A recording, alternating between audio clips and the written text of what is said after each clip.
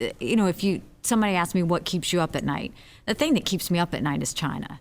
And the reason that China keeps me up at night is just look at this scenario that they've given us. When I was at the United Nations, my first year, they were what we knew of China, which was quiet. They didn't want any public interaction. They, talked to things, simply, no fanfare. They didn't want anything. Once President Xi made himself king, got rid of term limits, all of that changed. Overnight, they started infiltrating the UN, trying to become heads of different agencies. They started putting their fingers in countries' faces, threatening to saying, you better vote with us or else. They just got extremely aggressive, more vocal, all of that. They are now building up their military. They have the largest naval fleet in the world. They have more air defense systems. They're modernizing their military. We're not. They continue to steal intellectual property. President Trump was right to call them out on that. It's only as good as if we follow up on it. The human rights abuses, this isn't just another human rights abuse. This is very telling.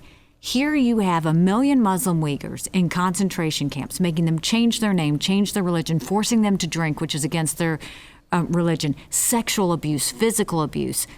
We said that we would never again turn our eyes away from genocide. What is happening there now, it's the reason why I think we should boycott the Olympics. When China did the last Olympics, it was very much known that China saw it as their coming out party. When this Beijing Olympics happens, they are planning that this is going to be them showing the world that they are the new superpower of the world. And you mark my words, after that Olympics, if everything goes smooth, they're going to take Taiwan. And when they take Taiwan, it's over. It's over. So what does that mean? What does that mean? It's over. Because they already tried it with Hong Kong to see if anybody was going to do anything.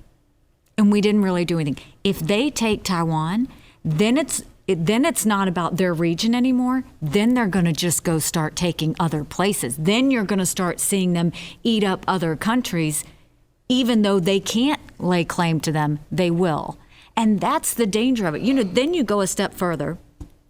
They have, invested in all of these little properties. These are frivolous infrastructure projects that they're doing. They do it in these little countries waiting for such a time as this, when COVID hits, run up the debt, and then they say, you can't pay it back. Give us your military installation. Give us your port. Give us your utility. Now you look at that map, it'll send a chill up your spine. But the one that I think is the worst, President Xi started a commission years ago that he personally chairs that says any company that does business in China has to cooperate with the Chinese military. Now, think about our tech companies.